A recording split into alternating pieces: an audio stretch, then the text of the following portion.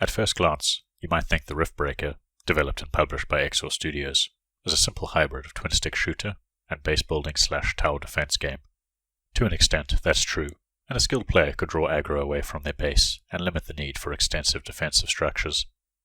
However, the Riftbreaker also packs unexpected depth, with hundreds of research options, dozens of building and player upgrades, and the ever-present need to expand and protect your resource-generating operations. The Riftbreaker is a game that provides plenty of entertainment in short bursts, but it can also feel particularly unforgiving and tedious when you mess up and need to recover.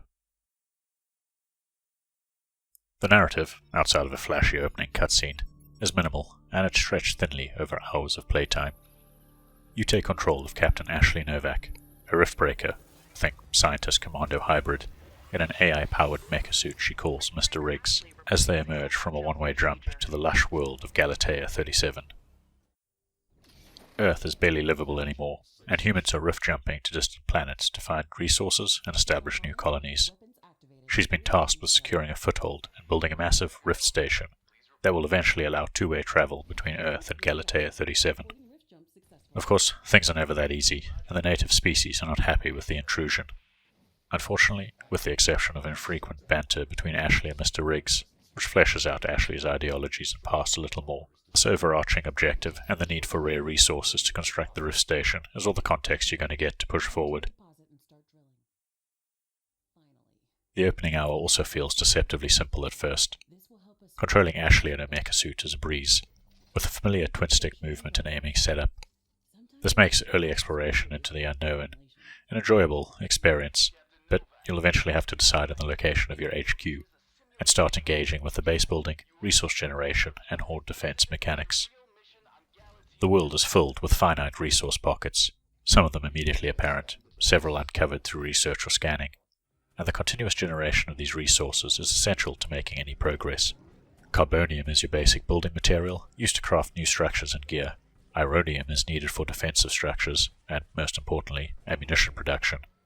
Elements like cobalt, palladium, titanium, and uranium are the rare resources you need for advanced structures, crafting designs, and, in huge amounts, your ultimate goal, the rift station. Liquid resources, like water and magma, are essential to the functioning of advanced structures, which, in turn, can produce artificial resources, like coolant and plasma, for even more advanced structures. Further complicating matters is the fact that all the basic, advanced, and defensive structures you build are going to require considerable power. This can be produced using solar panels and wind turbines, though these are susceptible to environmental conditions, carbonium power plants, biomass generators, geothermal power, and even nuclear reactors, eventually. However, the ability to build these advanced base structures, upgrade them for greater efficiency, or craft and equip the multitude of weapon and mecha suit upgrades all require researching your way through three massive multi-tier technology trees. As a result, research speed becomes a major obstacle to progress, and it can feel painfully slow at times, unless you can support multiple power-guzzling communication hubs. Of course, multiple structures require space, and making more space means your walls and defensive network has to be spread thinner and thinner. You'll quickly discover the need to run power nodes to distant resource-producing outposts, but these are, of course, more vulnerable to horde attacks.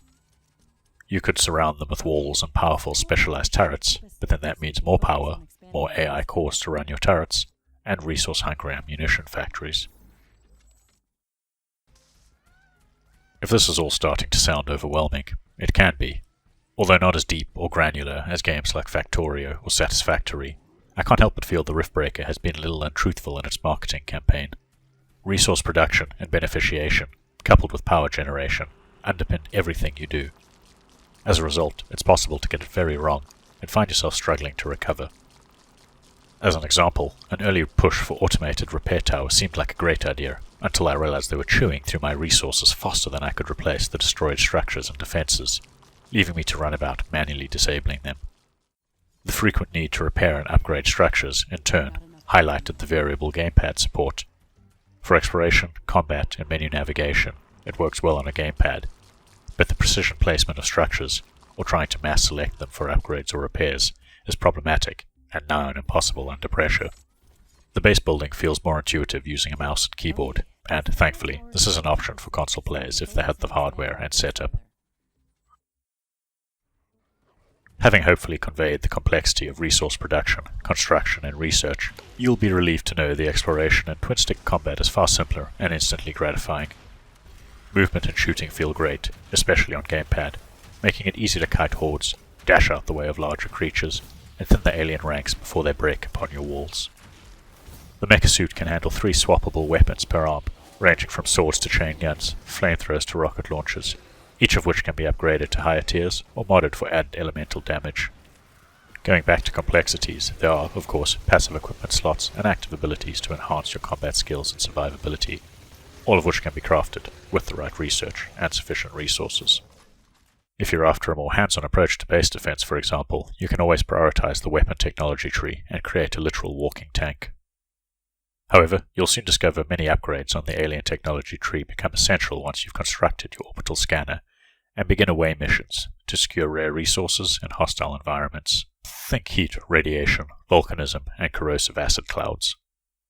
However, given the ceaseless demands at your primary base, these away missions to explore and establish distant outposts are paradoxically stressful and relaxing. When the environment isn't trying to kill you, and there is an inordinate number of natural phenomena on Galatea 37, from calming moon phases to damaging hailstorms, it'll be the myriad of alien species. These range from basic Zerg-style cannon fodder to lumbering organic artillery, and, sticking with the StarCraft analogies, seemingly advanced cloaked and bladed warriors. Each environment, be that lush jungle, scorched desert, icy tundra, or volcanic waste, has several unique life forms, not all of which are hostile, but they all fill similar roles when it comes to assaulting you or your base. Despite Ashley's apparent desire to study and conserve Galatea 37's original environment, frequent hordes and respawning alien clusters ensures she butchers her way through hundreds of them on any given day. Now make no mistake, combat is less stressful than managing constant resource production and base management, but it's also frequent enough that you rarely explore for more than a minute without shooting something. On the upside, it's a great way to hoover up biomass, uncover hidden resources using the scanner, find new alien species for the technology tree, and several unique power or gear designs. When it comes to the presentation, the Riftbreaker looks and sounds great for most of the experience. The world feels ridiculously detailed, vibrant, and packed with moving and reactive parts. Think foliage, liquid pools, and destructible terrain. Firefights against large hordes and forests are a particular highlight, with projectiles tearing through the vegetation, and explosions sending shockwaves through the trees and grass. That said, it can be easy to lose track of Ashley's mecha suit in busier scenes. Impressively, while the Riftbreaker can buckle during massive horde attacks, it proved scalable on PC and even performed well on the budget Xbox Series S, with about 95% of the game being stable and running smoothly. The audio is also a highlight, with loud and impactful combat, and a catchy soundtrack that starts serenely before escalating based on nearby threats. With only 2 voice characters, Ashley and Mr. Riggs have plenty of exchanges, but these are often cheesy and feel overwrought. Thankfully, the voice acting isn't too bad, and you don't hear it all that often. When it comes to the issues ahead with the game, there's a lot going on in the Riftbreaker at any given moment, and you're rarely given much downtime, even after I delved into the heavily customizable difficulty settings. This ensures the world of Galatea 37 is less a mysterious space to explore, and more a pretty canvas on which to build and murder things. On one hand, the procedural generation ensures each new location, be that a permanent outpost or once-off scouting mission, can throw up new challenges and sites. But on the other hand, I wish there was a little more structure to the narrative and lore, rather than needing to read through hundreds of journal entries. The Riftbreaker could probably do with a few more handcrafted scenarios to test your construction and combat skills, maybe something similar to what you see in the They Are Billions campaign. Other irritations include the aforementioned gamepad support that just doesn't work very well in certain situations, and the need to manually upgrade all your structures once you've researched new tiers of a building. A real pain in the arse when you've got a couple hundred wall segments to find. Considering each mechanic in isolation, the Riftbreaker is packed with interesting systems, but the learning curve, balance, and pacing sometimes feel off. It's a game in which you're constantly hitting roadblocks, some of which present an engaging challenge, while others simply require you sit around, waiting until research completes so you gain enough resources. It's possible to find yourself desperately reconfiguring your base to balance power supply, resource production, and resource consumption, all the while constantly stopping to fend off hordes and probably racking up even more damages. There is most definitely an audience for this sort of game, and despite pointing out these challenges, I couldn't stop playing. However, I think there might be an even larger audience who'll pick up the Riftbreaker, looking for a twin-stick shooter with streamlined base-building elements, only to find themselves bogged down in base micromanagement and making little progress. That said, just so long as you know what you're getting into, the Riftbreaker can be a ton of stressful fun.